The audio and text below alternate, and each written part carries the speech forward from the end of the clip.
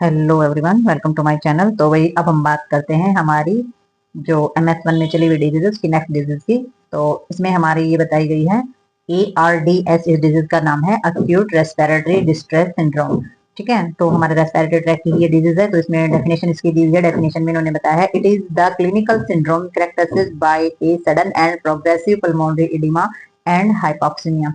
तो इन्होंने बताया है कि ये एक क्लिनिकल सिंड्रोम है। ठीक है, तो क्लिनिकल सिंड्रोम है और इसकी जो विशेषताएं हैं वो क्या है, अचानक से क्या बढ़ जाता है, पल्मोनरी जो हमारी होती है, पुलमोनरी आर्टरी और वेन होती है, उनके अंदर सूजन हो जाती है और सूजन होने के कारण वहां पर ऑक्सीजन नहीं पहुंच पाती है। तो ये हमारी एक सिंड्रोम है, यानी कि कंडीशन है हमारे लंग्स की।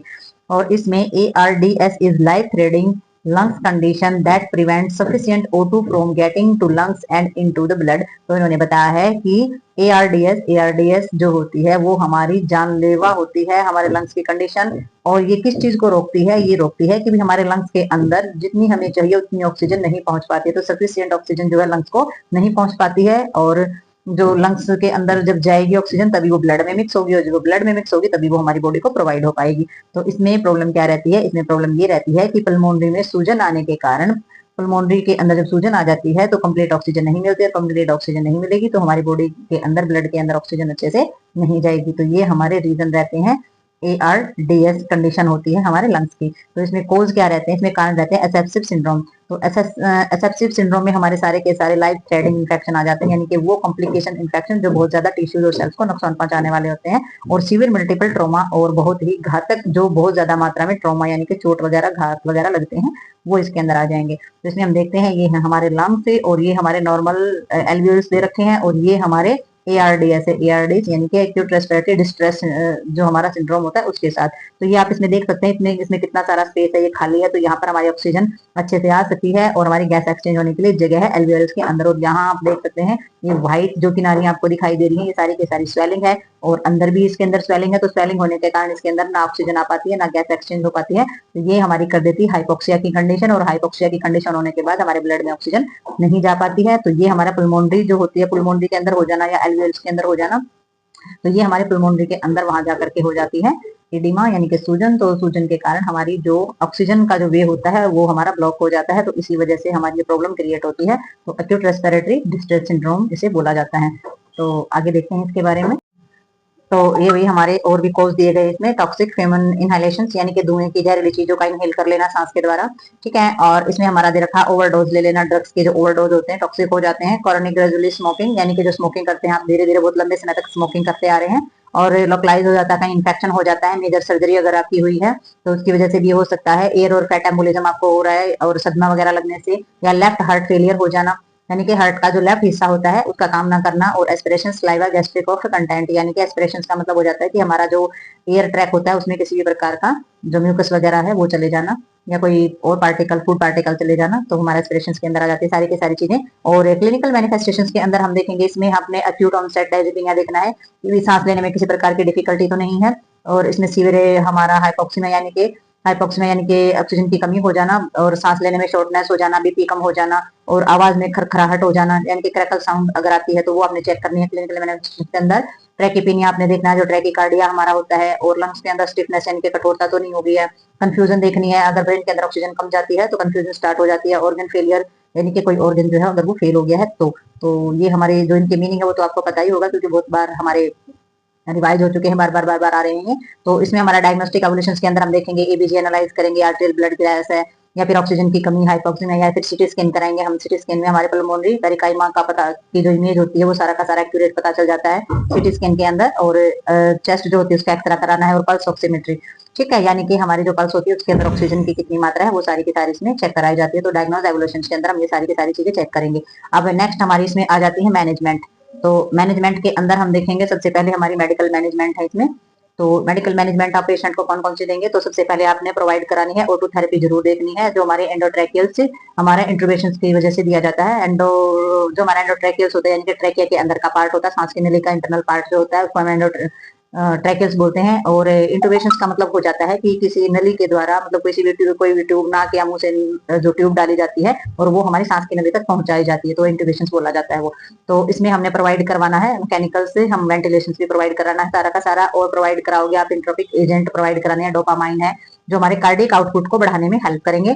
और आप एंटीबायोटिक या फिर जो हमारे एंटीसेप्टिक जो एजेंट होते हैं वो भी प्रोवाइड कराओगे, जो कि इन्फेक्शन को रोका जा सके, किसी भी प्रकार के इन्फेक्शन से जो है प्रिवेंशन हो सके। और एडमिनिस्ट्रेशन कराना है आपने last dose of the corticosteroids का, जो कि पल्मोनरी वासोडाइलेशन को रोक सके। वासोडाइलेशन यानी कि पल्मोनरी जो होती है, वो जो वेसल्स होती हैं वो ज्यादा फूल रही हैं, तो उनको रोकने के लिए कॉर्टिकोइड्स जो होते हैं वो एडमिनिस्ट्रेट करा सकते हैं आप पेशेंट को।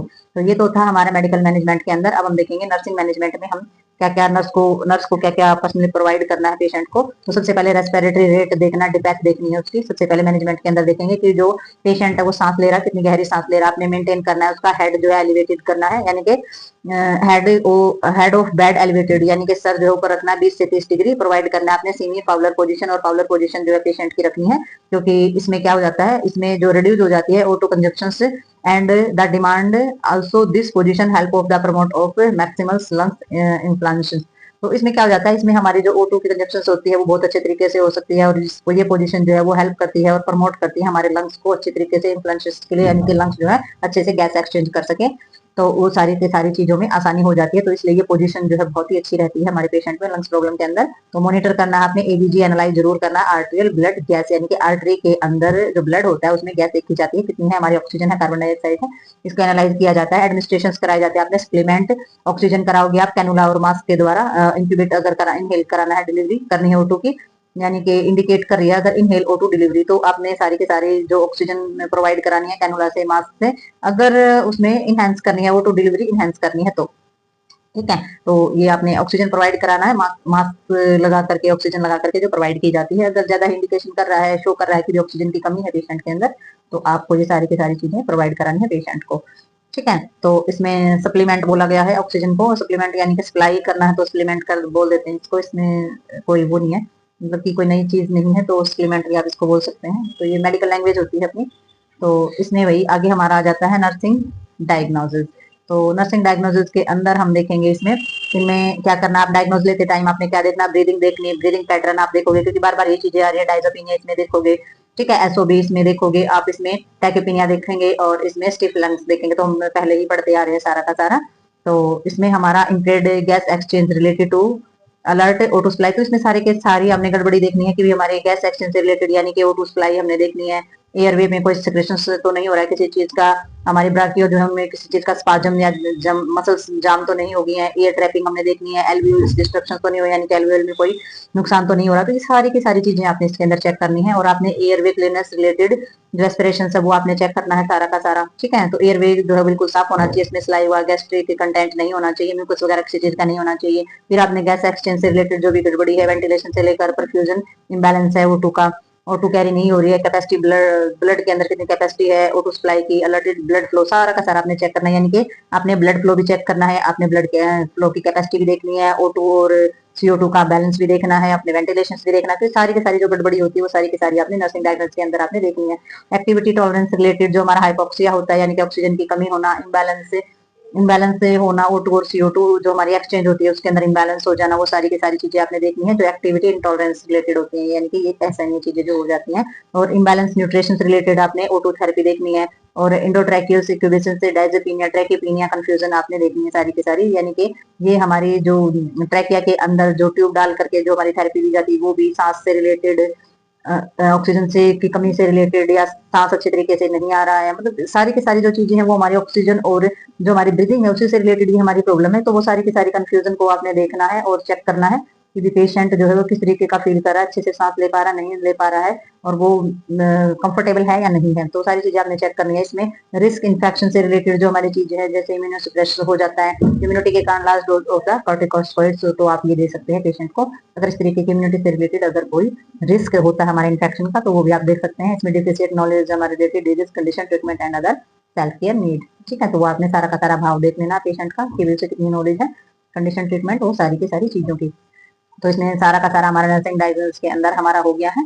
तो इसमें डायजोपिनिया होना या ऑक्सीजन से रिलेटेड जितनी भी सारी की सारी चीजें सारी की, तो ये जो डिजीज है भाई, ये हमारी बिल्कुल लास्ट डिजीज थी, ठीक है, हमारे रेस्पिरेटरी ट्रैक को लेकर के। अब हम जो करेंगे वो हमारी नेक्स्ट होगी बिल्कुल न्यू फ्रेश, जो हमारा दूसरा ऑर्गन है उसके सारे के सारे वर्क उसमें हम देखेंगे। तो ये हमारा लास्ट था।